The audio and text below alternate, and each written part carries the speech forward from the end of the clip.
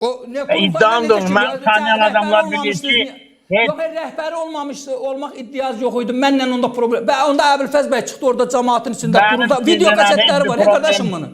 Niyə təkid edirdi ki, Sərdar burada rəhbər olmalıdır? Mən də bunun əleyhinə çıxmışam da. Kim təkid edirdi? Əbülfəz bəy. Əbülfəz bəy heç vaxt məni hər hansı bir məsələdə rəhbər görməyib. Bu tamamilə ölüb gedib bu adam. Dünyasının qurultayında bunun video kasetləri var. Sərdar bəy, video kasetləri, konfrans yadınızda. Bəs onda konfransda siz nə gəzirdiniz? Siz o konfransdan durdunuz, acıq elədiniz, getdiniz. Bax, həmin o 89-da Axçıvan Xalq Cəbhəsinin qurultayında. Siz cəbhənin üzvü deyildinizsə. Necə Əbülfəz bəy təklif edildi sizə və siz orada niyə durdunuz, getdiniz? Əvvəla mən həm cəbhənin üzvüydüm, həm də o konfransın hesabat məruzəsi cəbhənin adından mənə həval olunmuşdu. Həm də o konfransın təşkilindən mən əvvəl edirdim. Amma bu demək deyil ki, mən cəbhənin rəhbərim. Sadəcə o konfransı keçkin adam yox idi. Orada hesabat məruzəsi eləyəcək gücündə adam yoxdur. Mənə dedəsiz elən dedim başında. Bu bir. İkincisi, Elçi bəy qətiyyən bizim cəbhədə hər hansı bir rəhbərliyimizə tərəfdar olmayıb. Heç vaxt Elçi bəyin belə bir bizlə münasibəti olmayıb. Ona görə də mən bir də açığı deyirəm, bu keçmiş məsələlər qalıb keçmişdə. İndi necə baxırsınız, baxın. Mən də sizinlə mübahisə eləmək fikrim yoxdur. Sağ olun. Sərdar bəy, mən bir daha buradan fürsətdən istifadə deyirəm, o şeyləri unudun. Siyasətdə siz özdə Demokrat Partiyasının üzvüsünüz. Müxtəlif ki, mən nə vaxtsa sizin əleyhinizə ola bilərəm. Fərqli fikir. Bu demək deyil ki, biz düşmən olmalıyıq. Sərdar bəy desin, əlavə kəsin. Yəni mən o demək deyil ki, həqiqətən demokratiya nədir, fikirlərim yox. Heydər bəy, özdə mən buna saxta yox, inanan bir insanam ki, dünyada istər idman sahəsi olsun, istər iqtisadiyyat olsun, istər siyasi, rəqabət yoxdursa, sağlam rəqabət yoxdursa, orada inkişaf yoxdur. Yəni, bütün bəşəriyyətin faciəsi o olubdur ki, həmin o fikirlərə, Jordano birinlər niyə yandırdılar? Yəni, o yeni fikrə düşmən münasibət bəslər. Ada bu fikri dedi, asın, kəsin, Nəsimini niyə soyublar? Mənsur Həllacı niyə soyublar? Xristiyan aləmi niyə bu vəziyyətdən çıxdı? Vaxtilə tonqallarda adamları qaldırdılar, yandırdılar. Dini dövlətdən ayırdılar.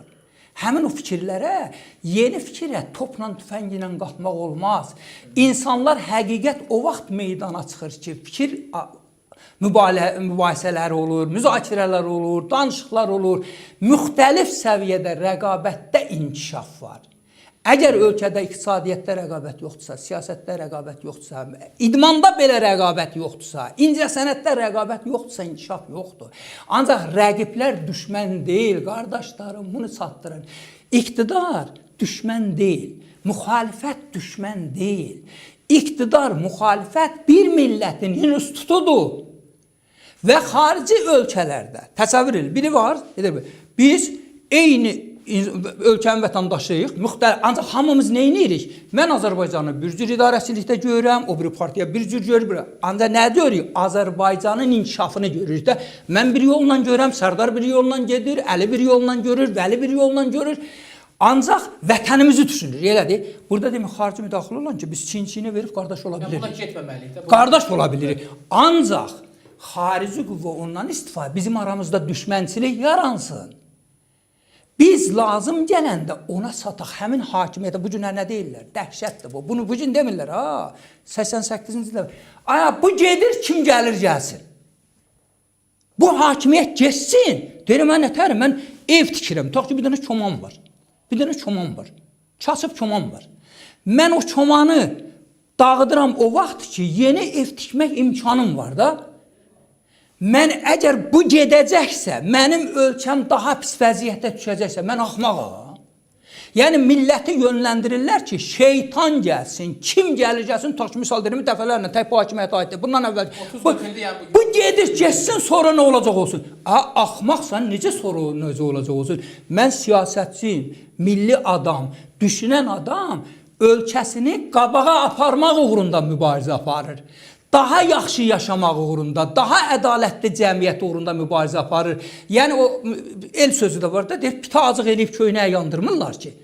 Mən hakimiyyətdə, tutaq ki, vəzifədə olan bir adama nifrətim, mənim dövlətimə çevrilib. Dəhşət burasındadır ki, hakimiyyətə, fərdə qarşı olan nifrət artıq mənim dövlətimə qarşı olub. Bu günləri elə bir situasiya yaradıblar ki, Elə bir vəziyyət yaradıblar ki, dövlətlə sanki kimsə, arkadaş, mən buranın vətəndaşı da, mən bu ölkənin vətəndaşıyım, mənim problemim olanda kimin üstünə qaçmalıyım?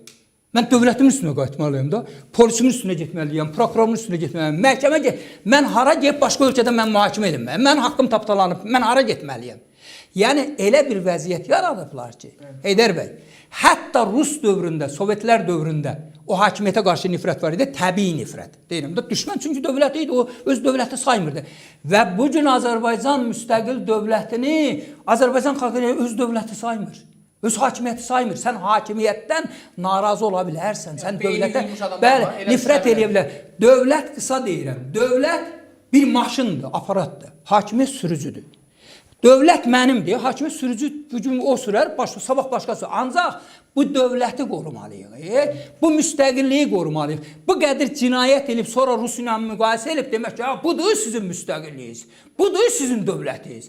Buna görə mübarizə. Bəli, mən Azərbaycanın müstəqilliyi üçün hər şeyimi vermişəm və bundan sonra da hər şeyimi verməyə hazıram. Və o demək deyil ki, bu mənim dövlətimdir, yaxşı da mənimdir, pis də mənimdir. Pisdir, qüsurlar var, düzəldək. Ancaq mən müqayisə eləyib Rus imperiyası ilə, bax, niyə mən bu qədər emosional? Çünki müqayisə eləyirlər, o dəqiqə gətirirlər. Bu idi sizin müstəqillik. Bunun uğruna da elementar bir dənə narazılığa, haqsızlığa məruz qaldırsa, bəli, yəni, millətim, mən bütün həyatımı, bütün ömrümü, bütün gəncliyimi, hər şeyimi bu dövlət üçün qurban vermişəm. Bu dövlət mənim dövlətimdir, mənim millətimin dövlətidir. Bu dövləti göz bəbəyi kimi qorumalıyıq. Qüsuru varsa, çatışmamazlığı varsa özümüz düzəltməliyik. Nə Amerikada, nə Avropada, nə Rusiyadan bizə xoşbəxtlik gəlməyəcək. Bunu anlamalıyıq. Millət olaraq içimizdəki narazılığı, umutçusunu atmalıyıq bir tərəfə. Çiyin-çiyinə verməliyik, əl-ələ verməliyik. Bu ölkənin müstəqilliyini əbədi eləməliyik. Bizim davamız bitməyib, Güney Azərbaycanımız var. Yəni Sərdar bəy indi məndən nə vaxtsa inciyibsə, mən düşmən deyiləm axı Sərdar bəy. Mən deyirəm, baxıram, həqiqətən deyirəm, Sərdar bəyin çıxışlarına baxıram, 99% Rusiya ilə münasibətlərdə fikrimiz üst-üstə düşür. Çox şey. Və nə vaxtsa aramızda narazılıq olub. Nə vaxtsa mən səni tanımamışam, çox ya tənqid eləmişəm, ya bundan ötürü düşmənçilik eləməzlər ki.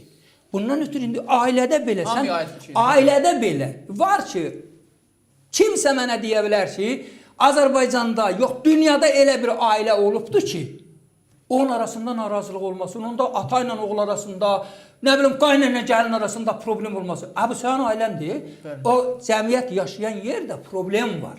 Ancaq problemi biri var, sən öz ailən kimi, öz dövlətin kimi buna yanaşırsan, bunu çözürsən, buna uyğun hərəkət. Biri də var ki, sən düşmən kimi, bu belə dedi. Düşmən də bundan da, o 5-ci kolumda Ramiz Mehdiyevlər də bu günləri mənim narahatlığımdır, buya yönəldirlər. Yenə bu bulanıq sudan balıq tutmaq istəyirlər. Biri var həqiqəti, gerçək, mən bu günləri, gerçək bildiklərimi aydın şəkildə bəyan edirəm. Dövlət, bugünkü dövlətin, bu günlər deyilir DTK. Və polis sanki Rus KGB-si. Qardaş, bugünkü dövlət orqanları mənim pisdir, düzəltməyə çalışacağam. Ancaq bu dövlət mənim dövlətimdir, mənim millətimin dövlətidir. Bəli, hamımız buna çatmalıyıq. Dövlətimizin qüsuru varsa düzəldək. Mənim dövlət təhlükə varsa, mən kimə deməliyəm? Mən dövlət orqanına deməliyim də, hakimiyyətə müraciət eləməliyim də.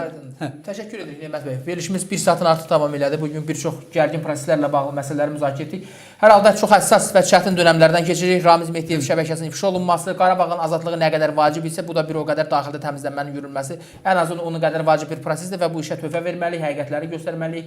Mübarizəmizi ancaq milli həmrəylik istiqamətində qurub, yəni bu kənar qüvvələrə imkan şərait verməməliyik ki, daxildəki proseslərə müdaxilə edə bilsinlər. Biz də bunun uğrunda təbii ki, mübarizəmizi sona qədər aparmalıyıq. Nə qədər dövlət var, bu çətinliklər də olacaq, bu problemlər də olacaq. Çünki elə qonşularla biz üzbəyüzük ki, yəni bir tərəfimizdə Rusiya, bir tərəfdə İran, bunları nəzərə almalıyıq və mübarizəmizdə daim Heydər bəy, üzr istəyirəm, fürsətdən istifadə. Bir şey yadıma düşdü, qısa bir sözüm, hakimiyyətə mesajımı verirəm.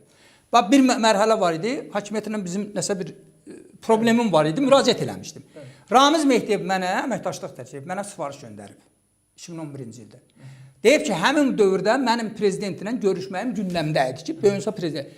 Ramiz Mehdiyev mənə sifariş elədi ki, mənim başımın üstündən sən gedib görüşə bilər. O mən onun ağsaqqalını səni məhv eləyərəm. Həqiqətən də o tamaşanı qurdu, məni göndərdi türməyə. Çünki mən onun o dövrdə mesajlarını, elçilərini göndərdi, əməkdaşlıq təklif elədi, bu ağsaqqaldır, bu əsas adam budur, bu ölkəni bu idarə eləyir. Yəni mən konkret deyirəm, bax bu yeri gəlmişsə bir dənə yadıma düşdü dedim. Konkret məni oyunu qurdu, məni göndərdi türməyə. Ramiz Mehdiyev göndərdi. Niyə göndərdi ki? Elə bir dağ çəkdi ki, mən artıq dövlətlə, hakimiyyətlə bir araya gələ bilməyim.